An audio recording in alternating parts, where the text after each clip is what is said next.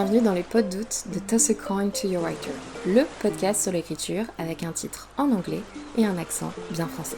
Je m'appelle Maëva Catalano, je suis autrice de romans et podcasteuse. J'adore interviewer les écrivains, mais ce mois-ci, ça se joue entre toi et moi. On va essayer de surmonter la canicule ensemble avec un épisode par jour et ce, tout le mois d'août. Prépare tes lunettes, ta casquette, ta crème solaire et ton ventilo. On va parler de tout et de rien, mais surtout de lecture et d'écriture. Bonne écoute!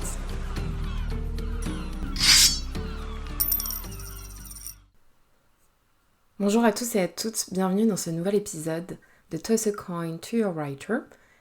Et nous sommes exactement à l'épisode 22 du challenge des pods d'août. Aujourd'hui, j'aimerais parler du sujet des scènes de sexe dans un roman, plus particulièrement le genre de la romance. Et c'est pour cela que je vais faire d'abord 2 disclaimers. Le premier, c'est qu'aujourd'hui, on va utiliser des mots explicites, pas forcément vulgaires, mais explicites. Donc si vous ne voulez pas entendre parler de scènes de sexe entre personnages fictifs, dans un roman, dans une romance, que vous n'êtes pas à l'aise avec le sujet, il n'y a pas de problème. Écoutez les épisodes précédents, écoutez l'épisode de demain, mais vous pouvez fermer d'ores et déjà cet épisode de podcast, personne ne vous en voudra. Le deuxième disclaimer que je vais donner, c'est que oui, j'écris de la romance, oui, j'écris depuis plus de 15 ans, mais ça fait environ, 10 ans maximum que j'écris des scènes intimes de sexe, spicy, lemon, peu importe comment vous voulez appeler cela, entre mes personnages. Ça ne veut pas dire que je suis une experte, que j'ai la science infuse, que la façon dont j'écris mes scènes intimes entre mes héros, héroïnes, etc., c'est la seule façon de faire, que c'est la meilleure façon de faire, et que si quelqu'un ne fait pas comme je vais dire dans cet épisode, c'est une mauvaise romance, c'est une mauvaise scène de sexe, je n'aimerais pas, personne n'aime, etc., etc. Aujourd'hui, on n'est pas là pour parler de est-ce qu'il faut que ça soit explicite, est-ce qu'il faut que ça soit suggéré, est-ce qu'il faut utiliser tel ton, est-ce qu'il faut utiliser tel vocabulaire. Ce n'est pas nécessaire. Je pense qu'un jour, j'aimerais bien faire une table ronde sur le sujet pour échanger plusieurs points de vue, mais aujourd'hui, je vais juste vous parler de ma façon de faire, un petit peu comme quand je vous raconte comment je commence un nouveau roman ou je vous ai raconté comment j'imagine et j'écris mes scènes de combat ou comment je suis très visuelle et j'ai besoin de musique, etc. etc. Ok ? Alors, comme vous avez pu voir dans le titre du jour, pour moi, actuellement, pour la Maëva Catalano de 2024, peut-être qu'il y a quelques années, je pensais différemment et j'imagine que dans 1 ou 2 ans, j'imaginerai quelque chose de différent. Mais pour aujourd'hui, j'estime et je pense que les meilleures scènes intimes de sexe dans un roman entre 2 personnages sont celles qui sont ratées. J'aurais pu appeler cet épisode « Comment bien réussir sa scène spicy » ou je ne sais pas quel nom je vais donner au podcast. Mais pour moi, pour la réussir, il faut la rater. Non pas dans l'exercice, on va dire, donc la plume, les mots, encore une fois, le vocabulaire, ou même les positions, si vous voulez partir dans le vif du sujet. Mais pour moi, il faut la rendre humaine. Et pour la rendre humaine et réaliste, avec des personnages, il faut qu'il y ait des couacs. Je vais essayer de développer quelques petits sujets. Bien sûr, ça c'est très très important. Je pense qu'il faut encore une fois souligner que quand on écrit, on a un devoir de ne pas romantiser certains comportements. Il est donc important aujourd'hui, et d'autant plus en romance, de faire bien attention au consentement, qu'il soit clair, jamais flou. Ça veut pas dire que les héros, je vais dire héros, du coup en tant que héros et héroïne si on parle d'une romance hétérosexuelle ou hétéronormée, mais on va utiliser le mot héros en sens général, peu importe l'orientation sexuelle et le genre de vos personnages, d'accord ? Donc, vous n'avez pas besoin à ce que vos héros signent un contrat, à part si c'est une relation BDSM, pour dire oui je consens aujourd'hui et à chaque geste dire oui je consens à ce que tu me touches, à ce que tu m'embrasses, etc., etc. Mais le consentement peut être passé de bien des manières. Vocale, c'est mieux, on va pas se mentir. Mais par exemple, s'il y a une exploration d'un corps à un autre, un personnage peut demander approbation à l'autre personnage avec un regard soutenu, suspendre son geste, attendre avant de continuer, etc., etc. Donc on va pas non plus trop rentrer dans ce sujet-là, mais je voulais quand même réitérer que le consentement est en fait tout simplement obligatoire, et je pense que pour les nouvelles générations, c'est très très important de le souligner et de le faire passer de manière beaucoup plus explicite qu'avant. Je me rappelle, il y a très très très très longtemps, j'avais lu une romance américaine traduite, qui était, je pense, une romance qui aujourd'hui serait sans doute rangée dans le rang de la littérature érotique, mais en tout cas avec des scènes très explicites et très rapides. Donc c'est pas du tout un slow burn, mais assez récurrente, parce que ça commençait presque au premier chapitre, et il y en avait un petit peu parsemé tout du long, où les personnages couchent ensemble, mais c'est d'une manière très soudaine et non protégée. Et c'est-à-dire que l'héroïne, à la fin de l'acte, gifle le héros en lui disant que ça va qu'elle est sous pilule. Voilà, il n'y a pas eu de communication. Visiblement, il y a eu un certain consentement à l'acte, mais ils n'ont pas parlé de protection. Rappelons, bien évidemment, que la pilule protège de grossesse non désirée, dans la plupart des cas, mais pas des MST.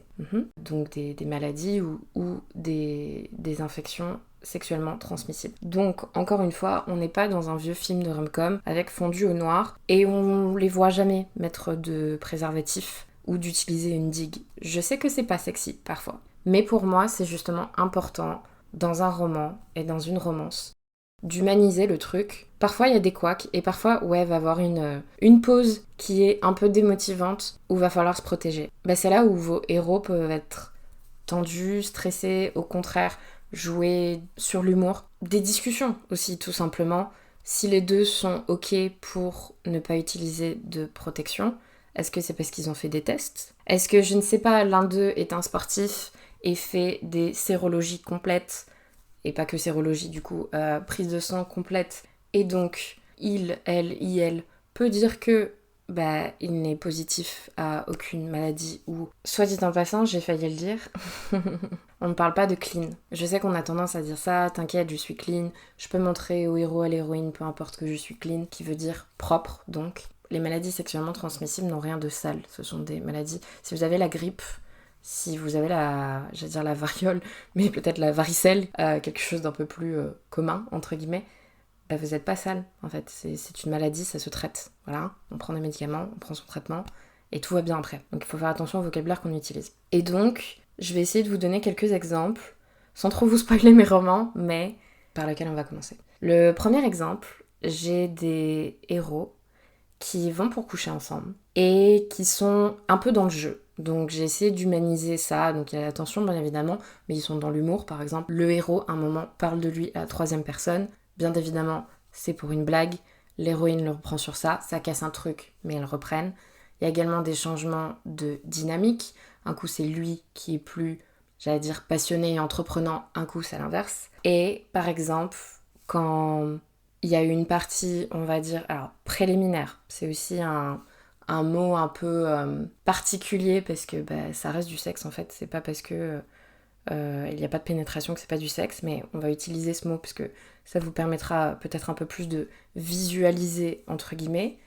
Donc il y a certains passages de préliminaire, et avant la pénétration, qui n'était pas du tout obligatoire dans cette scène, soit dit en passant, voilà. Ils se rendent compte qu'ils n'ont pas de protection, et donc ils vont devoir changer de pièce jusqu'à pouvoir fureter et trouver des préservatifs. Et là, j'ai essayé de rendre ça plutôt amusant, en mode ok, on est à l'instant T, on a tous les deux envie, mais il y a rien, qu'est-ce qu'on fait? On va essayer d'aller trouver dans le reste de la maison s'il y a quelque chose, et sinon, tant pis. Et dans une autre de mes romances, c'est exactement ce qui se passe. Les deux héros se retrouvent devant le fait, en fait, qu'ils n'ont pas de protection. Il n'y a pas de préservatif, il n'y a rien, c'est à une heure tardive de la nuit, ils peuvent pas aller à la pharmacie, etc. Il n'y a rien, du coup on fait quoi? Et ils vont avoir une discussion sur justement les tests. Ils vont parler de contraception, et pas seulement de pilules, mais par exemple aussi de vasectomie, etc., etc. Donc il y a plein de façons de rentrer dans ces sujets, à l'instant T ou en amont, pas après, sinon c'est compliqué, tout en rendant la scène humaine, drôle et sexy. L'un n'empêche pas l'autre. Donc il peut avoir des couacs, il peut avoir des petites frayeurs aussi. Pourquoi pas, le préservatif, il craque, ok, qu'est-ce qui se passe? Qu'est-ce qu'on fait? Parce que ça, c'est des situations qui arrivent dans la vraie vie. Ou alors, Il y en a un qui a été un peu trop entreprenant et pendant le baiser, il mord la lèvre de l'autre un petit peu trop ardument, on va dire. Bah, qu'est-ce qui se passe? Ou alors, quand ils vont s'embrasser ou changer de position, il y en a un qui cogne l'autre avec son front, etc., etc. On n'est pas obligé de rester dans la scène parfaite. Et je trouve que ce soit dans les films ou que ce soit dans les livres, ça apporte tellement plus de complicité. J'ai pas envie de lire des robots faire une chorégraphie de gymnastique et qui est pas d'émotionnel. Parce que peu importe le ton que vous utilisez, ici on n'est pas en train de débattre du fait de tout sous-entendre ou tout décrire d'une manière très scientifique ou même pornographique. Juste, il y a des émotions. Donc tout comme je vous en parlais la dernière fois pour les scènes de combat, j'estime que on pourrait faire une scène complète en ne décrivant presque rien d'un point de vue charnel et physique, mais juste avec les émotions, juste avec les regards, juste avec les 5 sens, ou les rires, ou les émotions, surtout quand vous avez différents points de vue. Si vous êtes à la troisième personne, c'est d'autant plus facile, parce qu'avec un point de vue omniscient, vous avez les deux en même temps. Mais en fonction du nombre de scènes que vous avez dans votre roman, et là c'est quelque chose que je redécouvre avec mes nouveaux manuscrits, actuellement pour mes romances hétéronormées, j'ai le point de vue masculin, j'ai le point de vue féminin, alors qu'avant j'avais que le point de vue féminin. Donc, vous pouvez très bien avoir une scène du point de vue féminin, l'autre masculin, ou peut-être même c'est une scène qui chevauche, sans mauvais jeu de mots, 2 chapitres, et du coup vous avez un peu les deux en même temps, quoi. Donc ça, pour moi, c'est important, et bien sûr, après, c'est votre droit, si vous voulez que la scène soit parfaitement parfaite, que tout se passe bien, et que ça soit le cliché, et je dis pas cliché avec jugement. Cliché et stéréotype, c'est pas la même chose, d'accord? Le cliché de ce qu'on pouvait lire à l'époque, ou de ce qu'on pouvait voir à la télé à l'époque, bah vous avez le droit. Mais on a quand même une responsabilité. Donc il faut juste faire attention justement à ce que ça ne devienne pas des stéréotypes, que ce soit par rapport à la taille des organes génitaux des personnages, par rapport justement voilà, aux maladies sexuellement transmissibles dont on parlait, aux protections, à la contraception, au consentement encore et toujours. Et faut pas oublier que y a des lecteurs ou des lectrices qui vont lire certaines choses qu'ils ou elles ils n'auront jamais fait cette expérience. Donc, il y a certaines attentes qui peuvent se créer ensuite. C'est pour ça que je veux bien parler de responsabilité. C'est souvent le problème. Vous savez, par exemple, quand vous étiez plus jeune, si vous avez grandi avec, je sais pas moi, High School Musical, et vous étiez persuadé que le lycée, ça allait être comme ça. Parce que c'est ce que vous voyez tout le temps à la télé. Bon, peut-être pas le fait qu'on chante dans les couloirs, mais vous avez compris en mode les clubs, le stéréotype du basket et la petite intello et les casiers et ci et ça. Alors bien évidemment, c'est 2 pays différents, mais je sais qu'il y a beaucoup de jeunes américains, états-uniens, qui disaient qu'ils pensaient que ils étaient eux-mêmes aux États-Unis, donc le lycée allait être comme dans High School Musical. J'ai pas envie que mes livres donnent ou fassent miroiter une expérience complètement opposée à la réalité, à des potentiels jeunes lecteurs et lectrices. Et quand je dis jeunes, je parle d'ados ou jeunes adultes, chacun son rythme. Ouais, la réalité c'est que ça peut être maladroit, ça peut être attendrissant, il peut avoir une complicité. Et encore une fois, ce que je vous dis, c'est à adapter à vos personnages. Si vos personnages, c'est des... Je sais pas, le trope, c'est sex friends, donc friends with benefits. Ok, vous aurez pas les mêmes émotions et ça sera peut-être quelque chose de plus charnel. Mais je pense que ça peut être très bien fait. Ça peut être très très bien fait. Et même si par exemple les personnages ont des langages totalement différents, un ton différent. Peut-être qu'il y en a un qui aime peut-être le dirty talk et des mots un peu plus crus et l'autre non. Enfin voilà, je pense qu'il y a une complicité qui peut se créer, qui peut être très très importante. Et j'essaie de vous chercher des exemples. Il y en a plein, je vous invite à les partager. Je serais très heureuse d'en découvrir des nouveaux, mais pour pas que cet épisode dure 3 heures, je vais me limiter à 2 aujourd'hui. 2 dans des séries, mais ça permet aussi voilà, le visuel, je trouve, aide également. La première, ça va être pour Normal People, qui est adapté du livre, du coup, de Sally Rooney, donc vous pouvez très bien lire le livre. Et ça parle d'autant plus d'une première fois pour l'héroïne, qui est quand même un sujet, la virginité, même si c'est une construction sociale, qu'on retrouve beaucoup, notamment dans le young adulte ou le new adulte, si les personnages sont au lycée, ou c'est mieux quand même par rapport à l'âge en fac par exemple, donc les premières expériences adultes de la vie, on va dire. Et c'est malheureusement des scènes souvent stéréotypées et qui peuvent être dangereuses de par ce qui est véhiculé. Et dans Normal People, ou Normal People, voilà, comme ça tout le monde comprend, c'est très très bien fait. Il y a un consentement qui est tellement beau et parlé en fait, clair, net, précis, et une complicité et une fragilité masculine, une vulnérabilité. Donc je conseille déjà cette série qui est très très belle, mais je pense que peu importe le sujet, même si on ne traite pas d'une scène de sexe avec un ou deux des personnages qui sont vierges, voilà, je pense que c'est un très bon modèle.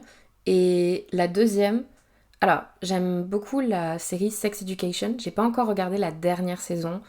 Elle est ce qu'elle est, il y a du très bon et il y a du moins bon, mais c'est vrai que ça a beaucoup dédramatisé ce sujet.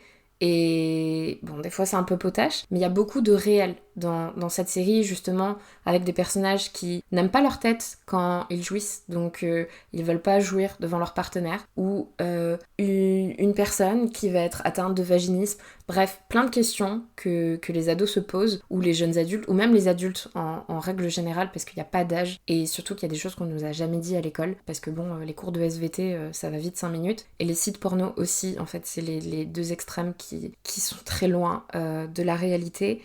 Et je vais parler d'une scène en particulier. J'espère ne pas vous spoiler. Je suis obligée de citer les personnages, donc je m'excuse si c'est le cas. Mais c'est entre Adam et Eric. Eric qui est un personnage gay et out dès la saison 1. Et Adam qui est un personnage bisexuel qui se découvre au fur et à mesure de la série. Et en fait, les deux se sont rapprochés, ils sortaient ensemble au début en cachette, et avant de passer à l'acte, en fait, ils avaient des a priori par rapport à l'autre, et ils n'arrivaient pas à communiquer ce qu'ils voulaient faire. Et peut-être que vous connaissez les termes de top et bottom, donc entre guillemets actif et passif, et les deux voulaient être passifs. Mais en fait, c'était donné pour Eric qu'il allait être passif, en tout cas pour leur première fois, hein, parce que Adam avait été avec des filles avant, et Adam en fait n'avait pas du tout envie de ça, il n'avait pas envie d'être top. Et ça a mené des scènes et à la fois drôles, parce qu'il y a eu beaucoup de quiproquos et un humour physique par rapport à certains positionnements, et à la fois triste et même déchirante en fait par rapport à la communication, par rapport à des personnages qui du coup pensaient que l'autre ne voulait pas, se sentaient pas désirés, ou les discussions aussi sur le fait d'être prêt ou pas à faire certaines étapes. Voilà, donc je ne peux que vous conseiller d'aller voir cette série. Encore et toujours, partagez-moi vos recommandations. Et je ne pense pas avoir fait le tour du sujet, donc si vous aimez bien cet épisode, si vous pensez qu'on peut rebondir sur d'autres sujets, parce que ça évolue tout le temps, n'hésitez pas à m'en faire part. Et ouais, pourquoi pas faire une interview ou une table ronde ou un article ou un post sur les réseaux sociaux. Ça peut toujours être très intéressant. Je vous dis à demain, prenez soin de vous, lisez bien, hydratez-vous bien ou chauffez-vous bien, tout dépend où vous habitez en France. Actuellement, la météo n'est pas clémente partout. Profitez bien des derniers jours de vacances si c'est bientôt la rentrée pour vous. Ressourcez-vous bien et je vous dis à demain. Salut!